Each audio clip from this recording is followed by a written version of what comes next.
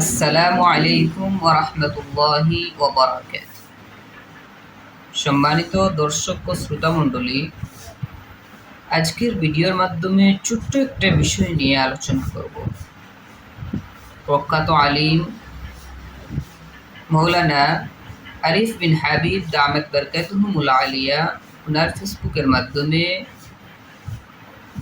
হৃদয় বিদারক এবং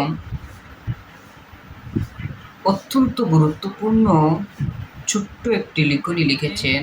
সেই লেখাটি আজকের ছোট্ট ভিডিওর মাধ্যমে আপনাদের সামনে তুলে ধরার চেষ্টা করছি।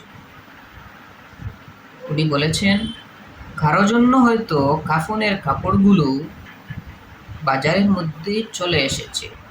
কেউ যদি ইসলামের দিকে এবং ভালো হতে চায়, তাকে নিয়ে আমাদের প্রশংসা করা উচিত। তার জীবনের পিছনের দিকগুলো আমাদের সামনে না এনে ইসলামের দিকে তাকে ধাবিত করা আমাদের জন্য অত্যন্ত কর্তব্য এবং উচিত। কারণ আমার আপনার তার প্রশংসাকারীদের এবং সমালোচনাকারীদের হয়তো কাফনের কাপড়ও বাজারে চলে এসেছে।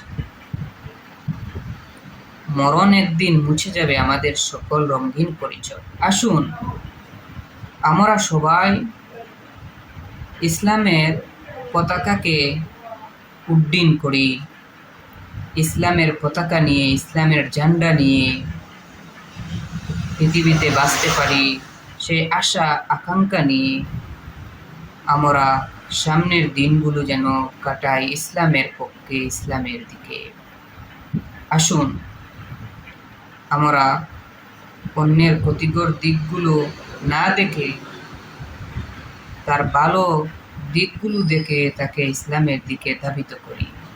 আল্লাহ রাব্বুল আলামিন যেন আমাদের সকলকে ইসলামের ছায়াতলে জায়গা প্রদান করে এবং কিয়ামতের দিনে আরশে আজিমের নিচে যেন আমাদেরকে জায়গাটুকু দেন, সেই প্রত্যাশা রেখে আজকের এই ছোট্ট ভিডিও শেষ করলাম। আসসালামু আলাইকুম ওয়া রাহমাতুল্লাহ।